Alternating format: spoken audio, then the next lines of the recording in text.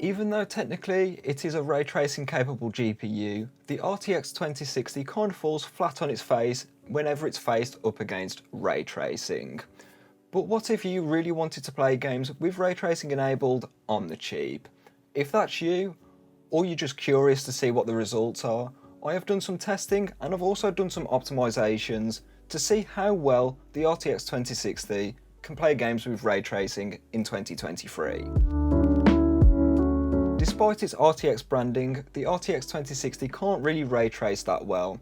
That is a conclusion that I made in a previous video which you can watch up here, but in that video I concluded that the RTX 2060 is decent, especially at 1080p in rasterization performance, but when it came to ray tracing, it was really lackluster to say the least. And that's something I want to improve on. Say if you do actually want to enable ray tracing on an RTX 2060, what sort of performance should you expect, and how can you optimize your settings to make sure you get even more performance? So to see if I can get some playable performance with ray tracing enabled on the RTX 2060, I've tested it at 1080p with a target frame rate of around 60 FPS where possible.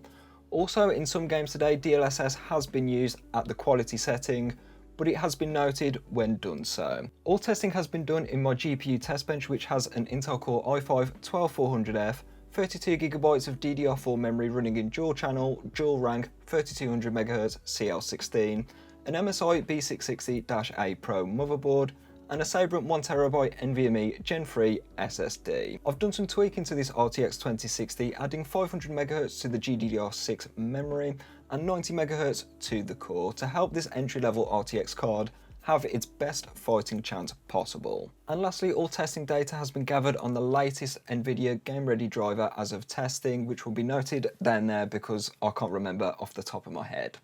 So let's see how ray tracing gets on this budget RTX GPU. The first game up is Cyberpunk 2077, and this is probably the one that hit the RTX 2060 the most. That is because on average you got 22 frames per second with a 1% low of 15 FPS.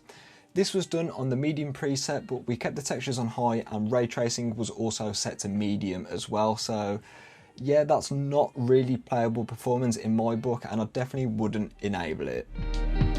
However, enabling DLSS though does improve the frame rate pretty substantially. This is because it goes up to 40 FPS on average with a 1% low of 31 FPS. So that has lifted Cyberpunk from being a totally unplayable slideshow to a game which actually runs kind of smoothly, all things considered. DLSS at quality did add a bit of artifacting into Cyberpunk, but it was nothing too bad and I wouldn't worry about it that much. However, ray tracing in this game looks absolutely amazing, especially with the reflections, so I can see why someone might enable ray tracing in Cyberpunk 2077. The next game up is F123, and this is one of the games where I don't recommend ray tracing at all, even though the frame rates aren't too bad. Setting it to the high preset with every ray tracing effect enabled, the RTX 2060 got 50 FPS on average with a 1% low of 38 frames per second, which is not terrible performance, but performance isn't too bad, but I don't recommend ray tracing in F123 just because it doesn't really make that much of a graphical fidelity impact at all for a lot of frames lost, so yeah. To claw some performance back, I enabled DLSS and the average frame rate went up to 73 FPS on average with a 1% low of 60 FPS. The big problem with DLSS in F123 is the weird ghosting effect that it has, and this was an issue in F122 as well, so I wouldn't enable DLSS in F123. Play this game without ray tracing. Doom Eternal is up next, and this is the game that impressed me the most today. Setting it to the high preset due to VRAM constraints, I would have went with Ultra otherwise, but on the high preset the game does look quite good, especially with ray tracing, and the performance is pretty good as well. Without DLSS, the RTX 2060 got 117 frames per second on average, and a 1% low of 95 frames per second, so it looks great with these settings, and VRAM wasn't really that much of a concern, so yeah, Doom Eternal's a great performer with ray tracing enabled. After its update a couple years back, The Witcher 3 is actually an incredibly hard game to run now. Setting it to the ray tracing preset and disabling effects like motion blur, because no one wants to enable that. The RTX 2060 got 29 FPS on average with a 1% low of 23 FPS, which is sort of Xbox One levels of performance, but it does look quite a bit better admittedly. Enabling DLSS kind of just did nothing in The Witcher 3 for some reason, because it only raised the average frame rate by 5 FPS, going up to 34 FPS on average, with a 1% low of 27 frames per second. So ray tracing in The Witcher 3 does make the lighting look quite a bit better, but even then I wouldn't recommend enabling it on an RTX 2060. If you really wanted to enable ray tracing in The Witcher 3, I would highly recommend a much more powerful graphics card for this. It's not very often that Minecraft makes an appearance on this list, but it does have a ray tracing mode, even though I think it's not really optimised that well from what I've seen. Setting the render distance to 16 chunks, and this netted 57 FPS on average with 40 FPS for the 1% low. I was expecting more performance from Minecraft here, so what I would recommend is playing on Java Edition and then just getting a shader pack, because I think that looks better than the RTX in this game anyway. But the RTX 2060, it can play Minecraft with ray tracing if that's something you want to do. The last game up is actually the first game which was sort of around the marketing for ray tracing, and that is Battlefield 5.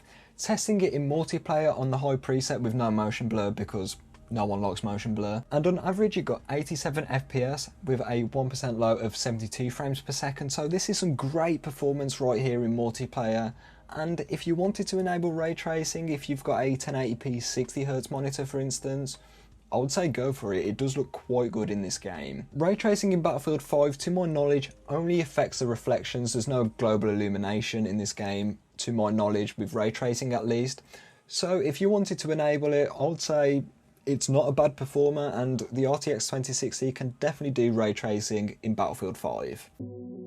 So then, overall, I expected a lot worse coming from the RTX 2060.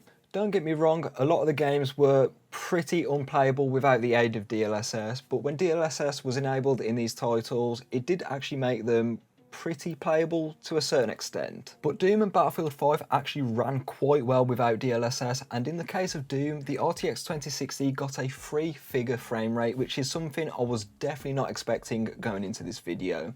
And these are probably the only 2 games which I would recommend enabling ray tracing in, but more on that in a bit. Enabling DLSS does help out quite a lot, especially when ray tracing. In the case of Cyberpunk before DLSS, it was getting just 22 FPS at 1080p, which is certainly not playable. I don't care who you ask, 22 FPS is not playable. But enabling DLSS on quality almost doubled the frame rate, going up to 40 frames per second. This has turned a game that was absolutely unplayable to begin with into a game which was fairly playable. I mean, 40 FPS isn't the smoothest frame rate in the world, but it's a lot more playable than 22. But at lower resolutions like 1080p, DLSS isn't a silver bullet. This is because at lower resolutions like these, there are simply not enough pixels to use for upscaling. This can result in weird artifacts which can affect the gaming experience, and Cyberpunk was quite prevalent for this, but I don't think it necessarily took that much away from the gaming experience, especially as I'd rather use DLSS with a bit of artifacts and get 40 frames per second compared to the 22 before. And it's possible for DLSS to not give that much of a performance uplift, like in the case of The Witcher 3, where the frame rate only went up by 5 frames per second on average, so yeah. Well then, is ray tracing worth it on a GPU like the RTX 2060? And to answer that, I'm going to have to say no.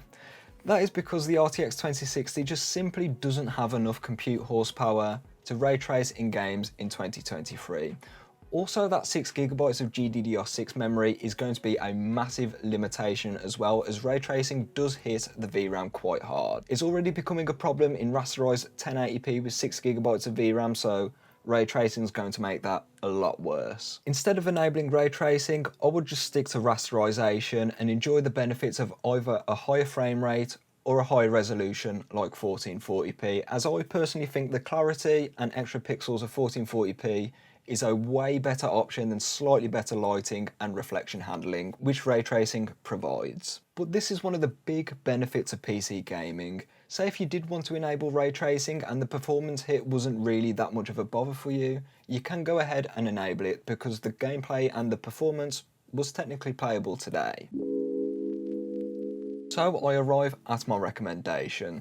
If you really want to play games with ray tracing, I would recommend a much more powerful graphics card with more VRAM, something like the RTX 3080 12GB, or something newer like the RTX 4070, with the latter having DLSS frame generation, so you can double your frame rate, which will help out a lot while you're ray tracing. On the other hand, with the RTX 2060, I'd recommend just leaving ray tracing disabled. Here you can enjoy much higher frame rates and high resolutions, and maybe higher frame rates at high resolutions as well, without sacrificing graphical fidelity by enabling DLSS at 1080p, which is something I don't really recommend, even though the testing today has kind of made me realise it actually does work kind of well at 1080p, but obviously it's not going to be as good as native. Alternatively, if you want to play at 1440p without ray tracing, you can enable DLSS there, as DLSS works very well at 1440p as too. So that's what I'll recommend.